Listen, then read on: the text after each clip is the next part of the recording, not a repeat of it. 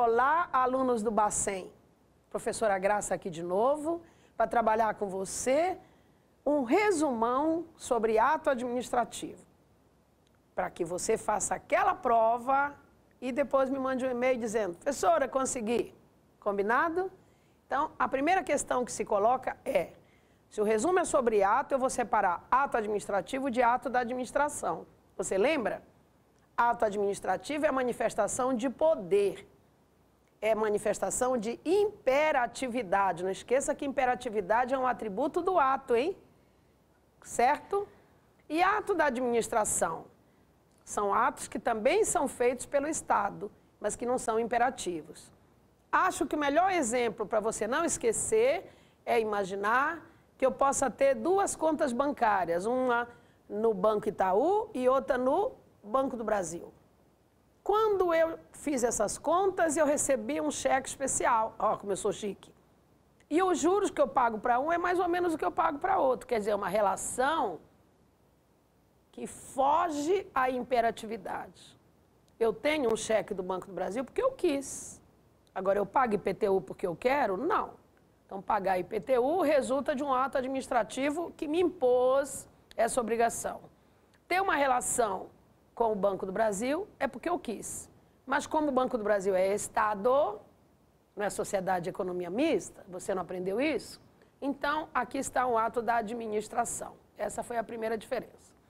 Agora vamos falar sobre a coluna dorsal desse tema, que é a diferença entre atos vinculados e atos discricionários.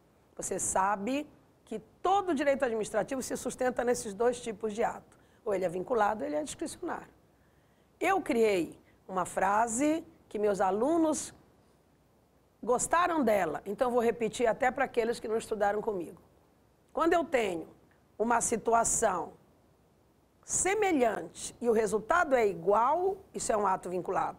Exemplo, todos nós moramos no mesmo prédio, esse prédio fica na mesma rua e os apartamentos são do mesmo tamanho, nós vamos pagar IPTU do mesmo valor, isso é ato vinculado. Não esqueça desse exemplo, porque os exemplos sempre nos ajudam a pensar e a resolver a questão da prova. Ato vinculado é aquele que não cria possibilidade de tratamento diferente. O resultado é sempre igual. Agora, vamos pensar numa outra situação. Todos nós trabalhamos na mesma empresa e o nosso salário é exatamente igualzinho até os centavos. Isso significa que todos nós pagaremos o mesmo valor de imposto de renda. Certo? Errado, professora. Errado. Porque o fato de nós ganharmos a mesma coisa não quer dizer que nós vamos ter as mesmas deduções. Puxa, você tem razão. Viu que é ato discricionário? O resultado não é idêntico para todas as pessoas. Então, situações semelhantes, resultado diferenciado, ato discricionário. Não esqueça disso. Certo? Situações semelhantes, resultados iguais, ato vinculado. Vamos pensar em dois tipos de pena. A Lei 8.112 diz assim, se o funcionário faltar por mais de 30 dias seguidos, ele será demitido. O meu chefe toma conhecimento de que eu cometi essas faltas, ele não precisa averiguar, ele vai instaurar um processo disciplinar, ele vai examinar o caso concreto e ele vai comprovar que eu faltei mesmo. Professora, esse processo é uma conduta discricionária do seu chefe, porque ele examinou o caso concreto. Verdade. Só que quando o seu chefe constatar que a senhora faltou mesmo, aí ele não pode lhe dar um tapinha nas costas e dizer, Graça, eu lhe desculpo por essa vez. Porque isso só seria possível no direito privado. No direito público, ele vai ter de lhe aplicar a pena de demissão. Não viu por que você diz na prova que as penas no processo disciplinar são vinculadas? Porque quem cometeu aquela conduta vai ser tratado da mesma forma. Situações semelhantes, resultados iguais. Mas não precisou averiguar. A averiguação é uma conduta discricionária. Não esqueça disso. Continuando a nossa conversa, vamos pensar no fundamento do direito administrativo. Qual é o fundamento do direito administrativo? O fundamento do direito administrativo está na função executiva. Quem realiza a função executiva? É só você ir para o grande Montesquieu, que é o pai da teoria, né? Que viveu na época do Luís XIV, não esqueça disso, já faz algumas semanas. E a teoria dele é tão boa que até hoje ela está absolutamente atual. Ele disse: as 3 espécies de órgão desempenham as 3 funções distintas. Aquela que for típica para um, será atípica para os outros 2. Então, todos os órgãos de poder realizam função executiva. E como que eu chego à certeza, porque eu preciso de certezas na minha prova. Quando que eu chego à certeza que eu estou diante de uma função executiva? Quando eu analiso a célebre frase do professor Celso Antônio, que pode ser escrita em uma linha apenas. O que ele disse?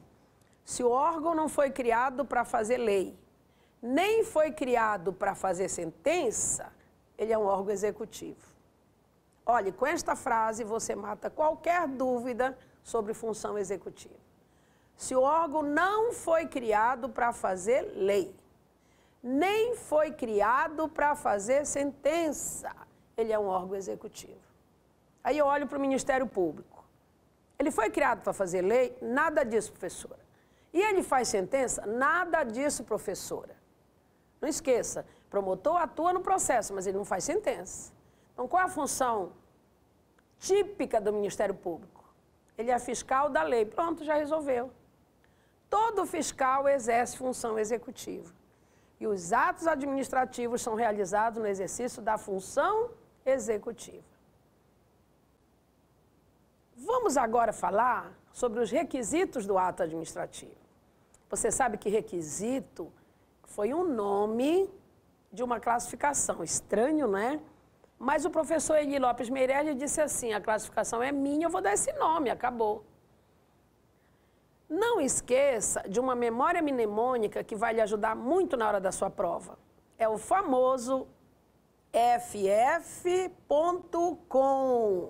ff.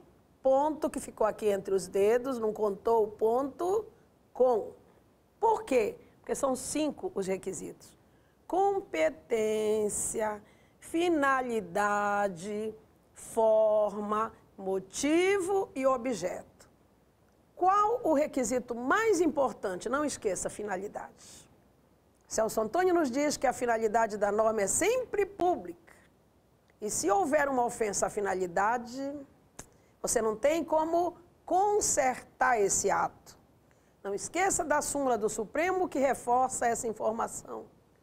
O Supremo disse: ato viciado não pode ser convalidado, só pode ser anulado. Cuidado com sua prova. Se houver vício de competência, caberá anulação. Professora, mas não é todo vício de competência que enseja anulação. Você tem razão. E você tem razão por quê? Porque os nossos doutrinadores criaram essa hipótese estranha que só existe no Brasil, mas a sua prova é aqui. Então, olha aí. Se lhe perguntarem na prova, quais são os requisitos do ato cujo vício não pode ser convalidado? Aí você vai lembrar. Competência, finalidade, forma, motivo e objeto. Eu tenho os 2 primeiros. Eu tenho a competência, que tem um vício, que não pode ser convalidado. Mas acontece que na competência existem 2 vícios, não foi isso que você aprendeu? Então, um não pode ser convalidado. Qual? É o abuso de poder, que é sinônimo de excesso de poder. Nós temos um exemplo, infelizmente muitos exemplos, mas um dos mais atuais que a mídia noticiou foi o caso Amarildo, no Rio de Janeiro. Quando você tem um agente público que deveria garantir a segurança, indo além da sua função e muito além, ele praticou abuso de poder. Ele foi além de forma objetiva. Se um mau policial agride alguém, ele pratica abuso de poder. Isso é um vício de competência, isso é um vício objetivo. Por que é objetivo? Porque se alguém passasse por lá naquela hora, teria ouvido, por exemplo, os gritos daquele homem. Isso é abuso de poder. E qual é o outro vício que não pode ser convalidado? É o vício de finalidades. Quando a finalidade da norma for desrespeitada, não há como consertar. Agora, pense numa coisa importante, muito importante. Na finalidade, eu só tenho um vício. Portanto, este vício não pode ser convalidado. Como é que ele se chama? Desvio de finalidade, que é sinônimo de desvio de poder. Não pode esquecer, hein? Desvio de finalidade é sinônimo de desvio de poder, isso é vício de finalidade. O único vício que eu posso achar na finalidade e que não pode ser convalidado. Por quê? Porque ele traz uma ilegalidade na sua essência. E atos ilegais não tem como ser consertado. Não há conserto para a ilegalidade. Por isso que todo ato ilegal precisa ser anulado. Não esqueça disso. Agora vamos voltar para a competência. Do vício de competência que não pode ser convalidado, eu já lhe falei. Que é o abuso de poder. Não confunda abuso de poder com desvio de poder. São coisas diferentes. Desvio de poder é finalidade. Abuso de poder é competência. Então esse não tem jeito de consertar. Mas qual é o tal do vício de competência que eu devo dizer na prova que pode ser convalidado? Não esqueça que a expressão convalidado, nesse contexto, significa consertado. O vício de competência que pode ser consertado, os autores brasileiros chamam de vício formal. Isso só existe no Brasil, mas a sua prova é aqui. Então, me dizem os autores que quando um agente absolutamente diligente, com iniciativa, descobre que o seu chefe, que faltou hoje, que deixou o celular desligado, não chega, e que naquele dia ele teria de enviar um documento para o setor que promoveria o pagamento das pessoas, então ele fala, puxa, eu preciso agir. E ele manda o documento. Ele nem é competente, mas ele manda. E ao ter essa iniciativa, ele resolve um problemão daquele grupo, né? Que é o pagamento deles. No dia seguinte, o chefe aparece, ele estava doente, enfim. E aí, ele convalida aquele ato. Falando agora de atributos, saímos do requisito e viemos para o atributo. Professor, e os outros requisitos que a senhora nem comentou? Veja, competência e finalidade são os mais importantes. Forma. Qual é a forma do ato? Como regra, ela é escrita. Se não for escrita, ela é sonora. Se não for sonora, ela é visual. Só não esqueça da professora Maria Silva, hein? Ela admite, Maria Silva Zanella, ela admite ato verbal. E isso cai na prova. E se cair, você vai marcar certo. Combinado? E o motivo? O motivo não é a previsão da lei? O motivo é a previsão da lei. Esse é o motivo legal. E o motivo de fato? É a situação quando acontece. Sair daí só tem um objeto. E o objeto não há nada para comentar, não é isso? Quando eu aprendo que o objeto é o ato em si, então nomear, licitar, remover.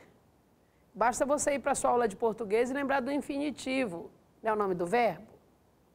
Então, fechamos no nosso resumão as pinceladas sobre requisito. Vamos agora falar de atributo. Você sabe, atributo quer dizer característica. E característica é alguma coisa que existe sempre. Os atos administrativos possuem sempre o atributo da imperatividade.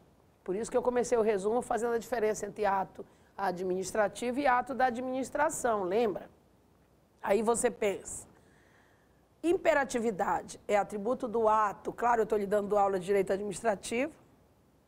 Se eu fosse sua professora de processo, eu diria, é atributo da sentença. Se eu fosse sua professora de constitucional, eu lhe diria, é atributo da lei, ou seja, todos os atos de poder são imperativos. E o que é imperatividade? É a competência que tem o município para mandar lá na minha casa, todo mês de janeiro, a cobrança de IPTU. Como assim, professora? Ele me consultou para saber se eu estava afim de pagar IPTU? Não, ele criou o IPTU, que você aprende no tributário com o nome de ato de lançamento tributário, e mandou para mim. Isso é imperatividade. Como é que eu digo isso na prova? É competência que tem o Estado para unilateralmente criar uma obrigação para terceiros. Pronto. Porque une, porque não me consultou. Tá, professor, entendi. E qual é o outro atributo do ato? Dos mais importantes. Presunção de legitimidade. Os atos administrativos são presumidamente legítimos, até prova em contrário. O que quer dizer até prova em contrário? Que é possível sim demonstrar que aquele ato não foi feito de acordo com o direito. E aí, essa presunção, ela será relativa. Como é que eu digo isso num bom latim lá na minha prova? Iure tantum, ou jure tanto, que você sabe que no latim o J e o I têm o mesmo significado. Presunção relativa é aquela que admite prova em contrário. Agora eu falo do próximo atributo do ato, que é a exigibilidade. Se você não esquecer, você vai perceber que quando você faz sua inscrição, você recebe um cartão. Lá vem escrito: usar a caneta preta, não ligar o celular, chegar a tantas horas. Ou seja, essas são as exigências do poder. E lógico, se eu vou até a casa dele, Estado, eu preciso me comportar do jeito que ele determinou. Então, dentro do espaço público, a exigibilidade, 100% eficaz. Onde ela não tem a mesma sorte? No espaço privado. Porque quando eu recebo uma notificação de que a minha casa está prestes a cair, o fiscal acredita que eu vou tomar uma providência. E nós temos exemplos de que a providência não foi tomada e a casa caiu. Então, essa notificação é manifestação de exigibilidade externa, você sabe disso? Mas ela não tem a mesma eficácia que tem a exigibilidade interna. Vamos, então, dizer que quando a exigibilidade não funciona, e só pode ser a externa, aquela lá que me disse: a sua casa vai cair, a senhora precisa tomar uma providência. Então, o Estado vai lá, exerce o seu poder de polícia e diz: isso é uma situação emergencial, eu preciso resolver isso. Aí ele vai lá e faz o quê? Ele promove a demolição da minha casa. Professora, mas aí a senhora vai sair fazendo fio-fio? Você sabe que não.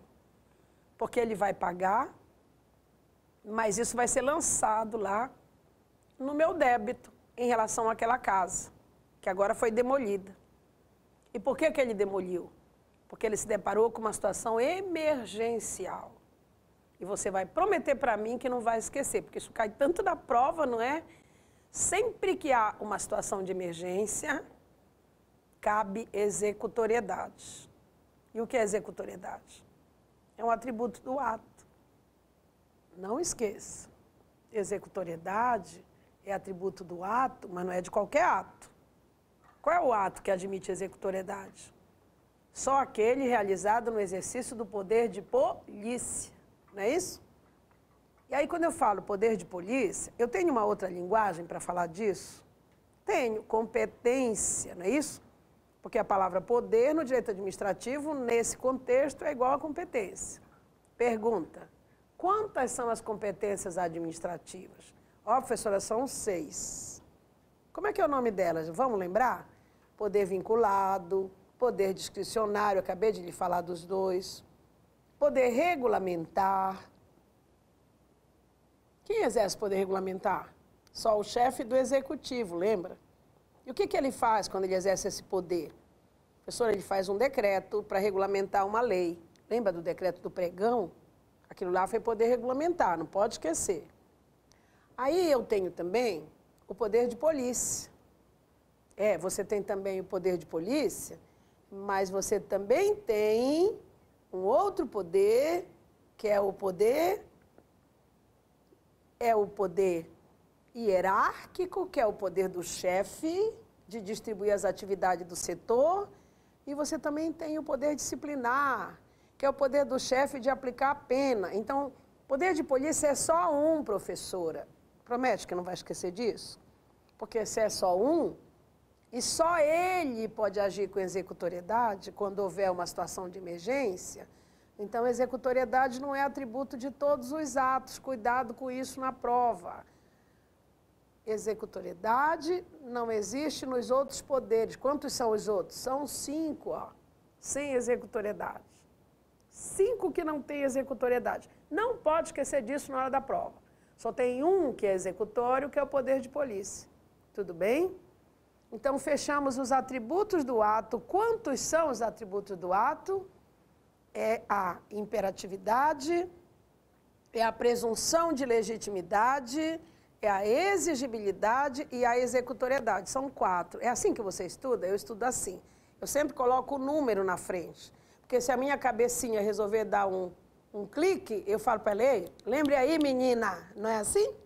Menina é a cabecinha, tá? Então, pense, executoriedade não existe em todos os atos. Então, não é atributo de todos os atos. Mas os 3 primeiros, sim. Não esqueça disso. Outra coisa que eu ia esquecendo, não posso esquecer. Aquele camarada lá da Itália, como é o nome dele? Renato Alessi. Ele olhou para imperatividade e resolveu chamar de poder extroverso. Você lembra disso? Cuidado com essa expressão na sua prova. Para a sua prova, poder extroverso é sinônimo de imperatividade. Tá bom? Agora, nós vamos falar de quê? Dos elementos e pressupostos do ato. O que são elementos e pressupostos? Professora, deixa eu te contar. É outro nome que o Celso Antônio Bandeira de Melo deu para uma classificação absolutamente parecida com a do Eli. Então, voltando para a do Eli. Competência, finalidade, forma, motivo e objeto. Já falamos dela. Vamos para a do Celso Antônio. Celso Antônio Bandeira de Melo, Escola da PUC. Você sabe, são essas 2 classificações que caem na prova, não é isso? Então, o Celso Antônio disse assim, os elementos são intrínsecos ao ato. Os elementos são intrínsecos ao ato. Se os elementos são intrínsecos, estão no ato. Não esqueça que intrínseco, o examinador pode ir ao dicionário e dizer para você, olha, intrínseco é a mesma coisa que endógeno. Tenha cuidado com isso. Olha o prefixo, endo, dentro. Quantos são os elementos do ato? Só 2. O conteúdo e a forma.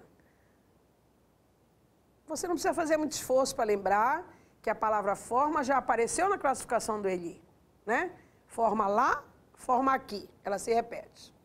Conteúdo para o Celso é o que o Eli chamou de objeto. Olha como é parecido, só muda o rótulo.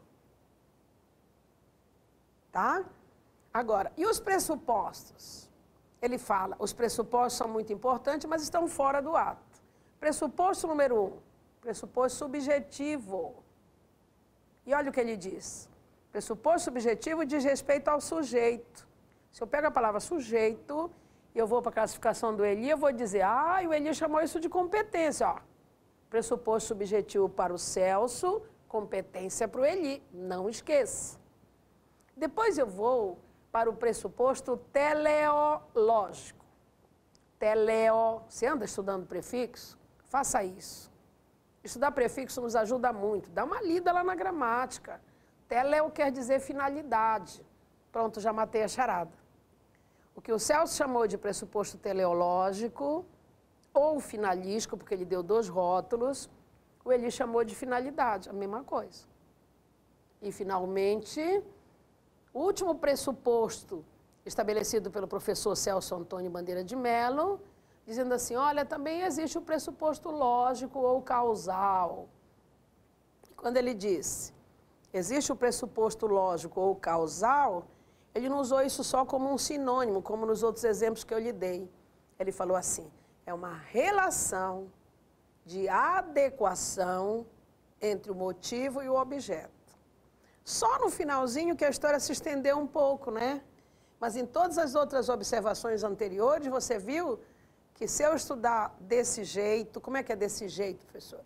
Primeira classificação do Eli, competência, finalidade, forma, motivo e objeto. Depois a do Celso, elementos e pressupostos. Eu vou descobrir que para cada palavra do Celso, eu tenho uma que corresponde àquela palavra dita pelo Eli. E eu vou fazer essa memória associativa. Com qual objetivo? De não misturar isso na prova. Porque o examinador tenta fazer você se atrapalhar. Cabe a você, né? Não misturar. Então, conseguimos falar das duas classificações. E agora, nós precisamos conversar sobre uma coisa muito importante. No livro do professor Celso Antônio, é aberto um item onde ele escreve 3 palavras. Ele escreve motivo, móvel e motivação. Motivo. Você estudou lá na classificação do Eli, nós falamos dela ainda há pouco, que o motivo, ele está pairando sobre nós, porque o motivo é a previsão da lei. Que motivo é esse? Motivo legal, é a hipótese. Pensa no Código Penal, que eu acho que é a melhor forma de entender isso. O artigo 121 do Código Penal fala assim, matar alguém, pena de tanto a tantos anos. Se Deus nos ajudar que nós nunca matemos ninguém, porque isso não é fácil, né? Bem, se nós conseguirmos passar pelo mundo sem matar ninguém, nós não seremos enquadrados nessa previsão. Então, para nós, é só um negócio que está escrito lá no Código, que não nos atinge. Mas se eu matar alguém, eu praticarei o motivo de fato, matei. E esse motivo de fato vai se enquadrar no motivo legal. Os juristas, que adoram um palavreado chique, ele diz assim, olha que palavra chique, houve a subsunção do fato à norma. Chique, né? Então, se eu matar alguém, essa minha conduta no mundo fático vai se enquadrar na previsão da lei, e aí o motivo estará completo. A outra palavra importante é motivação. Não esqueça que motivar é dizer o porquê. E dizer o porquê é dever de quem age em nome de outrem. E as pessoas que exercem o poder, seja fazendo lei, seja fazendo sentença, seja fazendo ato, elas são nossas representantes. Por isso que você aprendeu que sentença sem motivação é nula. Todo juiz deve justificar as razões pelas quais ele fez aquela decisão. Lei sem motivação também é nula. Toda lei deve trazer a explicação pela qual ela foi feita. E ato administrativo sem motivação, como regra, também é nulo. E aqui nós vamos falar de uma coisa muito importante que cai muito na sua prova. Qual é? A teoria dos motivos determinantes. A teoria, cuidado com o nome da teoria, teoria dos motivos determinantes. O direito me diz assim, que ela vincula sempre o agente à justificativa dada, ainda que desnecessária. Só existe uma hipótese, olha a sua prova, uma hipótese de um único ato administrativo que não exige motivação. Qual é? A exoneração ad nutum. Quem é exonerado dessa forma? É a pessoa contratada pelo critério da confiança. Se ela for exonerada ad nutum é uma expressão latina que significa a qualquer momento, sem qualquer justificativa. Se ela for exonerada ad nutum, não caberá exigência de motivação. Professora, mas se o chefe quiser dizer por quê? Olha, ele pode dizer. Mas se ele mentir, ele vai se dar mal. Porque se a pessoa prova que ele mentiu, ela tem direito de ser indenizada.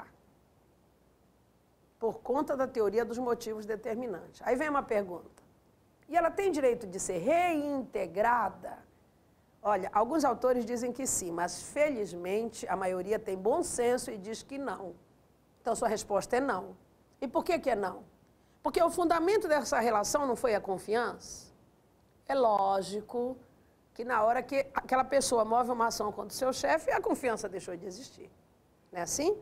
E, finalmente, para terminar a nossa revisão, vamos falar do móvel. O que é móvel? Móvel é a intenção do agente. Foram as razões que o levaram a praticar aquela conduta. E se as razões que o levaram a praticar aquela conduta não buscaram o interesse público, ele feriu o princípio da impessoalidade.